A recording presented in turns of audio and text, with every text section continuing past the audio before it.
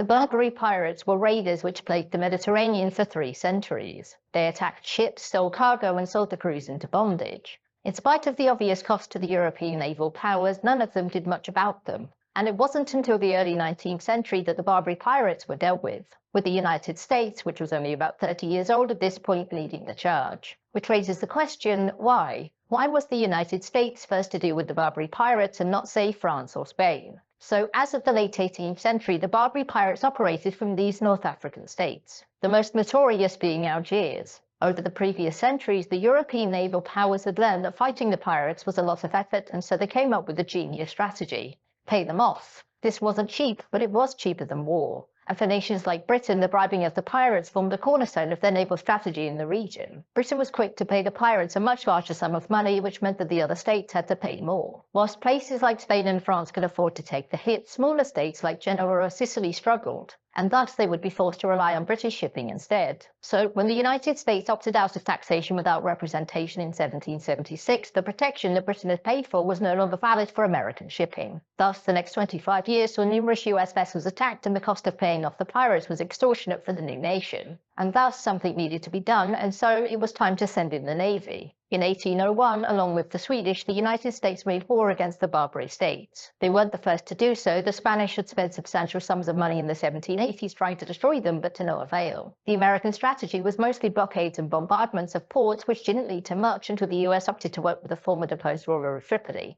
Together, they marched into Tripolitania and forced its current ruler to make peace or face potential civil war. The terms of this peace weren't exactly great for the US, which agreed to pay Tripoli lots of cash in return for the release of American prisoners and for safe passage of American shipping. This safe passage didn't last too long, and when the War of 1812 kicked off, the British pushed the Barbary states to step up attacks on American shipping. After the war was over, the US government opted to deal with the piracy issue for good. Having learned from the last war, the US sent even more ships with more guns to get the message across. They hunted down the pirates from Algiers before demanding that its rulers stop any and all raiding of American shipping, or Algiers would be destroyed. Its rulers agreed, and the Americans returned home. These Barbary states still existed, of course, but given that a smaller power like the US had just defeated them, this led to the remaining naval powers realizing that they too didn't have to put up with it. And given that they were no longer fighting each other, they decided that the Barbary states had to go.